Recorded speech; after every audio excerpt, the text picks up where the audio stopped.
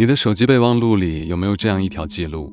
写下来很久了，没有设提醒，没有设截止日期，它就安安静静地躺在那里，和你的购物清单、临时记下的密码混在一起。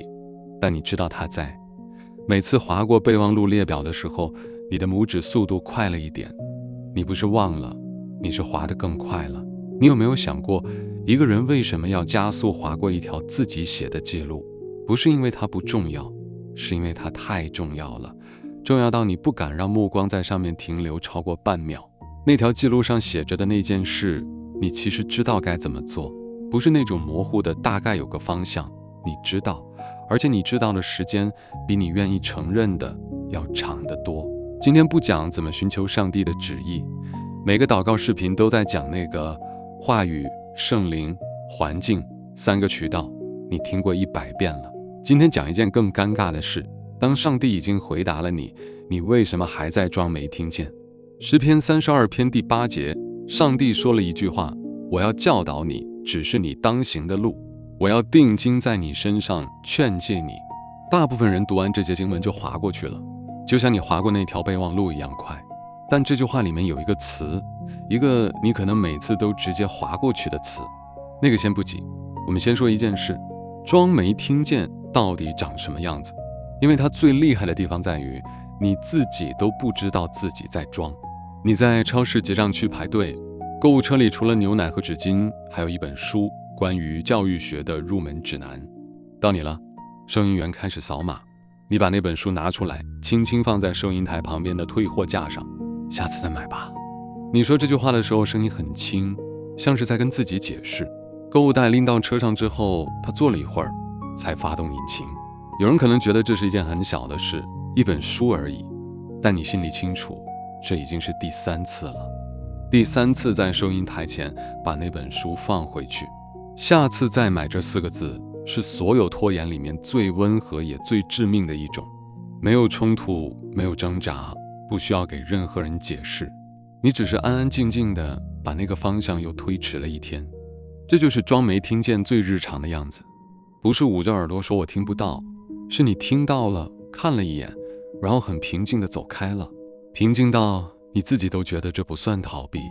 你觉得你只是在等一个更合适的时机，但合适的时机一直没有来，因为你从来没有定义过什么叫合适。而且这个循环你可能已经跑了很久了。在软件工程里有一种故障叫无限循环，程序反复执行同一段代码，看起来在运转，实际上没有任何进展。系统没有崩溃， CPU 在跑，风扇在转，屏幕上的指示灯全是绿色的，一切看起来正常，但产出是0。你关于那件事的祷告有没有可能也进入了这种循环？输入没变，还是同一个问题；处理过程没变，还是同一种措辞。主啊，求你给我方向；主啊，求你显明旨意；主啊，求你给我一个清楚的印证。换了3种说法，但你在问的是同一件事。输出也没变，还是同一个你不太想接受的方向，但你每天仍然运行这段程序，因为至少你还在祷告。指示灯是绿色的，看起来一切正常。你甚至可能去问了2-3个你信任的人，你说想求个印证，听听属灵长辈怎么看。但有一件事你可能没注意到，你问的人越多，你其实越清楚了，因为你在做一件事，筛选。谁说的最接近你想听的，你就觉得那个人最有智慧；谁的回答让你不舒服，你就在心里悄悄贴一个标签，他可能不太了解我的情况。你不是在找答案，你是在找一个愿意替你说不用动的人，而且你还真找到了。因为这世上永远不缺一个声音告诉你再祷告祷告。我问你一件事，你的等候有截止日期吗？真正的等候有一个特征，它在等一个具体的东西，有一个能被满足的条件。如果你的等候没有任何终止条件，没有任何能让你说好到了该动了的标记，那它有另一个名字，搁置。你可能已经为一件需要30分钟就能做完的事祷告了30天。不是上帝需要你祷告那么久，是你需要那么久来说服自己去面对他早就给了的那个答案。但为什么你明明知道了，为什么还在等？因为你心里有一本隐形的账。你以为不顺服是因为信心不够，但你仔细回想一下，每一次你说再等等的时候，你的大脑都在做一件极度理性的事，评估风险，测量损失，预估最坏结果。这一边是顺服的代价，走出舒适区，可能得罪某些人，收入可能断一截，家人可能不理解，不确定性一下子全涌进来。那一边是再等等的收益，现状安全，关系不破裂，每个月的数字还在那里，生活还可以预测。你把两边一放，答案已经出来了。你选了再等等，不是因为你不信上帝，是因为你信他的程度没有高过你信那本账。你嘴上说交给主，但你的账本比你的嘴更诚实。信心的反义词不是怀疑，是精算。还没有感动这5个字，不是一种属灵状态的描述，是精算结果的包装纸。我给你做一个测试，不用准备，现在就可以做。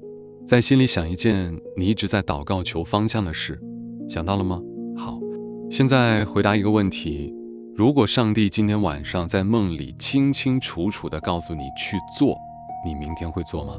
如果你的回答是会，但是停在那个但是上面，但是后面跟着的那个东西，不管它是一个人、一笔钱、一个时机，还是一种你说不清楚的感觉，那个才是你真正在等的。你不是在等上帝开口，你是在等但是后面那个障碍自己消失。撒母耳记上15章22节有一句话说得非常不客气：听命胜于献祭，顺从胜于公羊的脂油。你的祷告如果是在替代行动，那它就不叫祷告了，它叫献祭。你在用一种看起来非常虔诚的姿态做一件不顺服的事。上帝要的不是你跪下来的时间，他要的是你站起来之后往哪走。这话重，但你心里知道他对着的是哪一件事。你现在可能在想，那我之前的祷告都白祷了吗？那些跪下来的时间，那些流过的眼泪都不算数吗？不是的，你每一次跪下来都是真心的，那些眼泪是真的，那些凌晨说不出整句话只能叹气的祷告也是真的。你不是在演戏，你只是用了一种让自己比较好受的方式来面对一个不太敢面对的答案。这不是罪，这是人。但今天我们做一件事，把那个答案拿出来看一看，不是要审判你，是因为那个答案你已经抱在手里太久了，久到你都忘了它长什么样了。先不看你的，先看一个3000年前的人，他做的事和你一模一样，只是他做得更明显。有一个人蹲在一个坑里打麦子，坑是酒座榨葡萄用的。正常情况下，麦子应该在禾场上打，那里有风可以把麦壳吹走。但那个年代，米甸人占领了以色列的土地，以色列人种什么他们收什么，养什么他们抢什么。禾场是空旷的，站在那里打麦子等于举着牌子说来抢我。所以这个人蹲在一个榨葡萄的坑里偷偷地打，他叫基甸。然后天使来了，天使对他说的第一句话是：大能的勇士啊，耶和华与你同在。你想象一下这个画面，一个蹲在坑里偷偷打麦子的人被叫做大能的勇士，这两件事之间的距离大概隔了一整个银河系。上帝看到的是他将要成为的那个人，他自己看到的是此刻蹲在坑里的这个错位，你可能正在经历。有人也许是牧师，也许是你自己灵修的时候心里冒出来的一个念头，对你说过你该去做那件事。你心里的第一反应是，你看看我现在的样子，我凭什么？我连自己的生活都管不明白，我怎么可能去做那件事？上帝给基甸的指示很清楚，去带领以色列人打败米甸人。基甸的反应呢？他没有说好的我去，他说了一段你可能也说过的话：我家族在支派里是最弱的，我又是家里最小的。你找错人了，你听出来了吗？这和你说的我还没准备好，我条件不够，等我再成熟一点，是不是一回事？上帝说我与你同在，不够。基甸说，你真的与我同在的话，能不能给我一个证据？于是上帝让火从磐石里出来，烧掉了基甸摆在那里的祭物。火从石头里出来，不是一点点火苗，是整块祭肉和无酵饼瞬间被烧尽。这个印证够清楚了吧？不是意象，不是梦，不是一种模模糊糊的感觉，是肉眼可见的、物理的，烧掉了的。不够。基甸说，能不能再试一次？我把一团羊毛放在禾场上，明天早上如果羊毛是湿的，地面是干的，我就知道你真的要用我。第二天早上，羊毛湿透了，地面是干的，还不够。他说，主啊，你不要向我发怒，我再试最后一次。这回反过来，如果羊毛是干的，地面是湿的，我就信了。第二天早上，果然如此。你看到了吗？天使亲自来了，火从磐石出来了，羊毛测试第一次对了，第二次又对了，4次清清楚楚的回答。但基甸还在说，再给我一次。他不是需要更多印证，他需要承认一件事，他害怕。印证从来不是他真正缺的东西，他缺的是面对恐惧的那口气。只要他不承认自己害怕，他就可以一直要求下一次测试，第5次、第6次、第7次。上帝可以一直配合你，但你的脚一直没动。这就变成了你前面听到的那个词，无限循环。输入不变，输出不变，但程序一直在跑。因为跑着的时候，你至少不用面对出发之后可能发生的事。你有没有觉得这个人有点眼熟？4次印证全部清清楚楚，但他还是不走。他不是不信上帝说了什么，他是不信上帝说的那个人是他。基甸让你看到了一件事，一个人可以在收到4次印证之后仍然不动。问题不在印证够不够，在你敢不敢。但我要把问题再推一层，你为什么不敢？很多人会说，因为我心里还没有平安。这句话听起来非常属灵，而且在基督徒圈子里几乎没有人质疑过一个公式，心里有平安就是上帝的旨意。你做决定之前先检查内心有平安吗？有，那就对了。没有，再等等。这个公式被传了很多年，传到你觉得它就是圣经说的。但你有没有认真想过，这个公式到底是圣经教你的，还是你自己总结的？亚伯拉罕带着以撒上山的时候，心里有平安吗？那3天的路他是怎么走完的？摩西站在法老面前说，让我的百姓走的时候，心里有平安吗？他之前可是一个在旷野放了40年羊的逃犯。你用平安来形容他们行动那一刻的内心状态，简直是讽刺。亚伯拉罕的手在抖。摩西上一次开口是40年前，那次他打死了一个人。他们的内心当时要是有平安，那才奇怪。但他们后来全部被证明走在上帝的旨意里。所以真相是什么？平安不是你用来判断该不该动的探测器，平安是你动了之后，走进旨意之后，从脚底慢慢升上来的东西。它是果子，不是种子。你不是先有了平安才去顺服，你是先顺服了，然后平安才来。你把顺序搞反了。你一直在等一种还没迈步就有的平安，但上帝设计的平安是路上才给的。就像你永远不可能站在岸上学会游泳。12个门徒跟随耶稣的时候，他们的确句是什么？一句话，来跟从我。彼得没有问去哪里，安德烈没有问回报是什么，雅各和约翰放下的渔网还是湿的。整本福音书里最大的人生决定是在最少的信息量下做出的。他们手里没有计划书，没有5年规划，没有任何人给他们写了一份跟随耶稣的利弊分析。他们只有一句话，然后他们站起来走了。但问题还不止于此。你一直在问一个问题，我该往哪儿走？你以为这是一个关于方向的问题，以为上帝在等你找到正确的路，但他在回答一个完全不同的问题，你该变成谁？你要的是一个 GPS 坐标，往左还是往右，去还是留，接还是拒？他给的是一座锻造炉。方向不是上帝给你的礼物，方向是你变成对的人之后自然长出来的东西。你一直在盯着目的地，拼命想看清前面的路，但他没在看路，他一直在看你。申命记1章2节有一个数据，大部分人读经的时候直接跳过去了。从何烈山经过希尔山到加迪斯巴尼亚，共11天的路程。11天，以色列人走了多久？40年。不是路远，是人没准备好。他们在何烈山脚下收到了律法，到了加迪斯巴尼亚却不敢进去，不是腿不行，是心不行。上帝不是在延迟发货，他是在升级收货地址，那个收货地址就是你。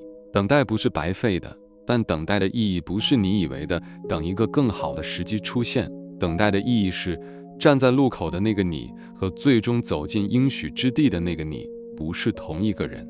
那40年消失的不是时间，消失的是那个无法承接应许的旧版本的你。上帝等的不是时机变好，上帝等的是你变好。你一直在问路，但他一直在造人。那有没有一个人连路都没问，收拾好东西直接走了？有的，但他走的那一步比你想象的要重得多。他叫亚伯兰，75岁。上帝对他说了一句话：你要离开本地本族父家，往我所要指示你的地去。你注意到了吗？我所要指示你的地。这句话里没有地址，没有城市名，没有经纬度，没有一个可以投靠的人名，就是一个字：去。去哪儿？到时候告诉你。你想象一下那天晚上他要做的事。他走到妻子萨莱面前说：我们搬家。萨莱会问：搬去哪儿？他说不出来，不是他不想说，是上帝没有给他地址。然后他要打包，带多少粮食不知道，做一天不知道，那边有没有水源，有没有牧场，有没有可以搭帐篷的平地，通通不知道。所有最基本的问题，一个正常人做任何决定之前都需要先回答的那些问题，全部空白。邻居问他：你去哪儿？他连一句完整的话都没法回。上帝叫我走的，去哪儿？不知道。你想想这句话说出来有多荒谬。你搬过家，你搬到一个新城市的时候，至少知道公司在哪条街，租约签了几个月，附近哪个地铁站最近。你的手机里可能有12条待办事项和3个电子表格在帮你做规划。亚伯兰什么都没有，他要带着妻子、侄儿罗德、家仆和所有牲畜家产，朝一个连名字都没有的方向出发。他手里只有一句话，和那些放下施渔网就跟着耶稣走的门徒一样，一句话。然后圣经用了6个字讲完了整个出发过程，亚伯兰就去了。没有记载他犹豫了多久，没有记载他问了3个问题，没有记载他跪下来做了一次羊毛测试。圣经把这个决定的全部过程压缩进了6个字里面。顺服不需要很多词，有时候最大的一步就是最安静的一步。没有背景音乐，没有戏剧性的泪流满面，没有天使在旁边举着横幅说你做出了正确的选择。他就是收拾好了东西，叫上了家人，天亮了，走了。那天早上的风吹过帐篷的声音可能和前一天一模一样，但他知道自己不一样了。他和基甸之间的距离你看到了，基甸收到4次清清楚楚的确认，还在说再来一次。亚伯兰连目的地都没有拿到，收拾完东西就上路了。一个手里握着4张确认信还不敢动，另一个手里什么都没有就出发了。但上帝对他们2个人做的事是一样的。你翻回诗篇32篇第8节，我要教导你，指示你当行的路，我要定睛在你身上，劝诫你。这节经文你听过100遍了，大部分时候你听完就划过去了。上帝会引导我，好的，我知道了，像一个你已经背熟了的答案。但你有没有在这句话里面的某一个词上面真正停下来过？我请你今天停在一个你大概从来没有停过的词上面，劝诫。为什么是劝诫？为什么不是命令？为什么不是吩咐？上帝在这一句话里用了3个动词：教导、指示、劝诫。前2个给方向，最后1个给态度，而他选了劝诫这个词收尾。劝诫意味着什么？意味着对方可以不听。命令没有讨论的余地，上级对下级说去，你不能说让我考虑一下。但劝诫可以，劝诫是一个人拉着你的袖子说我觉得你应该这样做，但他知道你完全有可能转身走掉。上帝在这句话里做了一件事，他给了你不听的权利。他本来可以命令，他是上帝，他当然可以，但他选了一个更低的姿态，他选了一个你可以拒绝的方式。但接下来他又说了一个词：定睛。我要定睛在你身上。定睛不是扫一眼，定睛是把目光锁在你身上，不肯移开。就像一个父亲站在家门口，看着自己的孩子往一条他觉得不对的路上走。他已经说了该说的话了，孩子没听，他没有追上去拦，他没有锁门，他就站在那里看着。你走了很远了，回头的时候发现他还在门口。你可以不听，但上帝不走。你可以装没听见，但上帝的眼睛一直在那里。基甸求了4次印证，上帝4次全都配合了。没有翻脸，没有收回护照，没有说算了，你不配，我换一个人。4次，每一次都耐心地给出答案。亚伯兰一个问题都没问就出发了。上帝一路同行，从哈兰到迦南，2种反应，一个怕得要死不肯挪窝，一个什么都不知道就走了。但那双看着他们的眼睛是同一双，定睛不移开。不管你是跑了4次，还是第一步就走了，那双眼睛的温度是一样的。3000多年前，亚伯兰收拾帐篷出发了，而你的灵修笔记本摊开在桌上，右下角有一小行字，写得很小，像是偷偷写上去的。我是不是该去？后面跟着一个问号。你没有用彩色笔，你用的是铅笔，好擦，但你没有擦掉它。你也没有在任何一次灵修的时候正式面对过它，它就待在那个角落里，小小的，模糊的，像一个被降低了音量但从来没有被关掉的声音。那个声音就是定睛。你知道为什么那行字你一直没有擦掉吗？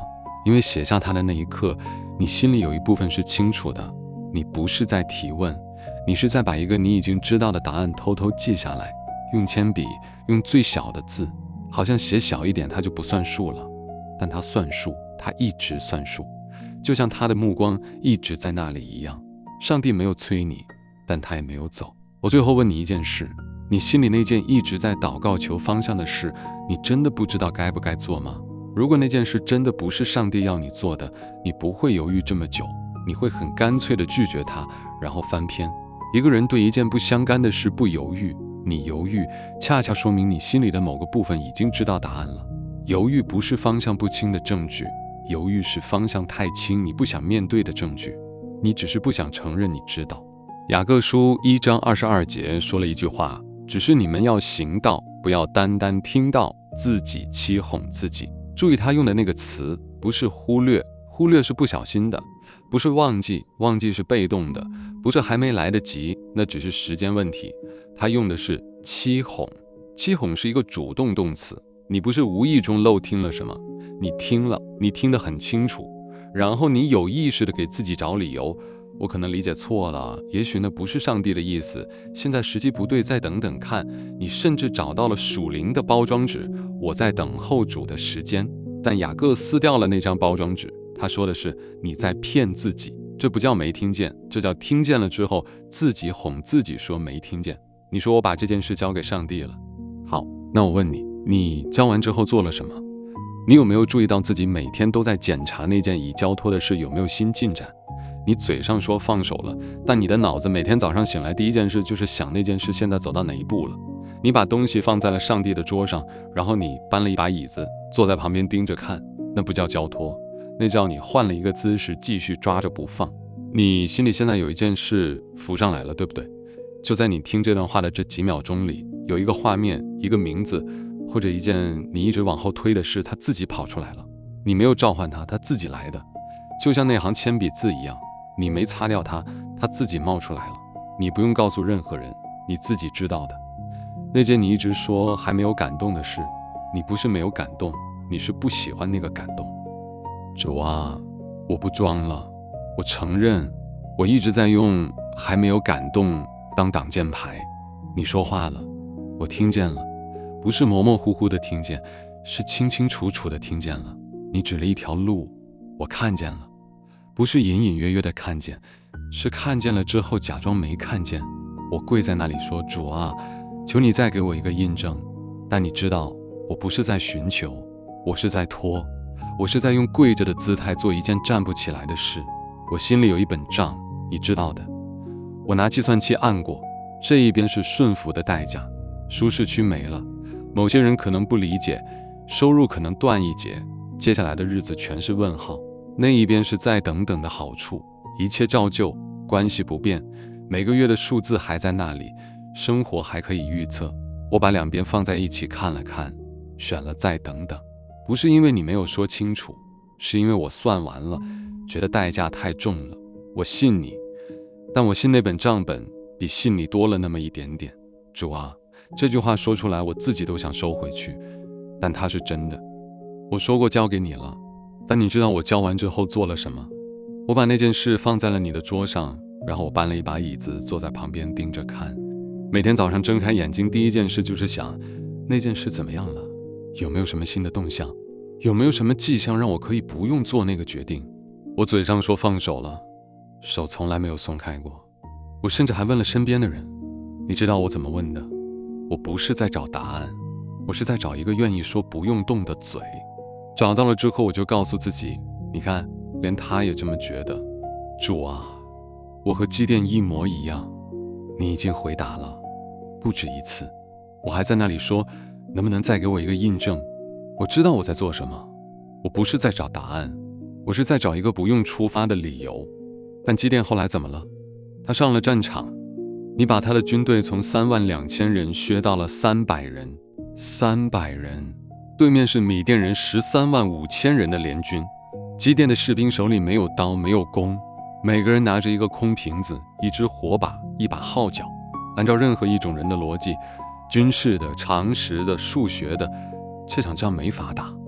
但他去了，不是因为他突然变勇敢了，不是因为他心里突然涌上来一股平安，是因为他决定了一件事，怕着去做。手在抖，脚在抖，但脚在动。300个人在夜里悄悄包围了米甸人的营地，然后同时打碎手中的瓶子，火把在黑暗里一下子全亮了，号角吹响，满山遍野都是火光和声响。135000人从梦中惊醒，以为被大军包围了，他们在黑暗中拔刀互砍，溃散逃跑。基甸赢了，不是赢了一场小仗，是赢了他人生里最不可能赢的那一仗。而他赢的方式，没有一步是他自己设计得出来的。300人，空瓶子，火把，这个方案如果写在任何人的策划书里，会直接被当成笑话划掉。但那是你的方案，你的方案从来不需要在我的逻辑里说得通，你不需要我的计算器同意，你只需要我的脚动一下。主啊，基甸在酒座里偷偷打麦子的时候，你叫他大能的勇士，他当时一定觉得你认错人了。一个蹲在坑里的人怎么可能是大能的勇士？但你是认真的，你看到的不是他蹲在坑里的样子，你看到的是他后来举着火把站在山头上的样子。你看人从来都是看完成品的，你看我也是。主啊，就在我现在跟你说话的时候，心里浮上来一个画面，像是车里的那个导航屏幕，亮着的。目的地那一栏里我已经输入了几个字，我知道那几个字是什么，我太知道了。我输入过很多次了，在深夜里，在灵修之后，在每一次差点鼓起勇气的时候，但每一次在手指按下开始导航之前，我都把那几个字一个一个删掉了，然后切到音乐界面，随便放一首歌，挂了档，开去了另一个方向。好像只要不按那个键，那件事就还不算真的。主啊，今天我不删了，那几个字就留在那里。我按下去了，屏幕上开始算路线了。我不知道前面有多远，但我知道方向是对的，因为那个方向是你给的。主啊，我不装了，从今天开始，我不装没听见了。你说过的话，我听见了；你指过的路，我看见了；你给我的那个感动，我一直说还没有的那个，它一直都在。我不是没有收到，我是不喜欢它长的那个样子。它不像我以为的那种平安，安安静静的，舒舒服服的，什么都不用改变的。它要我站起来，它要我走出去，它要我放下那本账。但今天我不挑了，你给的就是对的，不是因为它合我的意，是因为它是你给的。主啊，我现在明白一件事，你一直没有催我，不是你不着急，是你在等，你在等我自己走到这个时刻，走到我终于愿意张嘴说出我听见了的这个时刻。你等得起，你不会因为我绕了弯路就换一个人，你也不会因为我拖了太久就把那个护照收回去。你就是在那里等着，定睛不移开，就是现在，就是我跟你说话的这个时刻。你写给我的信一直在我手里，信封完好，没有拆开过，我收到了，收到很久了。我摸过它的厚度，我翻来覆去的看过上面的字迹，我甚至把它举起来对着灯光看过里面的字影，隐隐约约能看到几个字，但我假装看不清，因为我知道拆开了就得走了。不拆开，我还可以说我不确定你到底要我做什么。好，我拆了，里面写的是什么？我不怕了。就算里面写的那条路我从来没走过，就算那条路上没有一个我认识的人在等我，就算我走出第一步之后全世界都觉得我疯了，就算我走得像亚伯兰一样连目的地都说不出来，我拆了。因为写这封信的人是你，你不会害我，你写的每一行字我接住。主啊，从今天起，我不再用等候来包装我的不顺服。你的话语是我脚前的灯，路上的光，不是照亮全程让我先看清楚再决定走不走，是只照面前一步，我走那一步，然后你再照下一步，这就够了。感谢你没有催我，感谢你没有走，感谢你定睛看着我绕了这么远的弯路，一直没有把目光移开。我走了多少弯路，你就站在门口看了多久，一秒都没有闭上眼睛。主啊，今天我转身了，我看见你还在门口，你一直在。奉主耶稣基督的名祷告，阿们。如果你也有那条备忘录，那条你每次滑过去的时候拇指都快了一点的，今天把它打开，停在上面，读完它。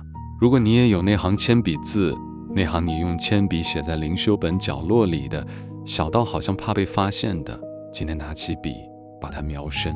如果你也有那个输入了一半又删掉的目的地，今天把那几个字重新打上去，然后按下开始导航。你不需要看清全程，你不需要做好所有准备，你不需要等到心里完全平安了才出发，你只需要走第一步。上帝的目光一直在你身上，从你写下那行铅笔字的那天起，从你第一次在备忘录里划过那条记录的那天起，他一直在看着你，从来没有移开过。他没有催你，但他也没有走。阿们。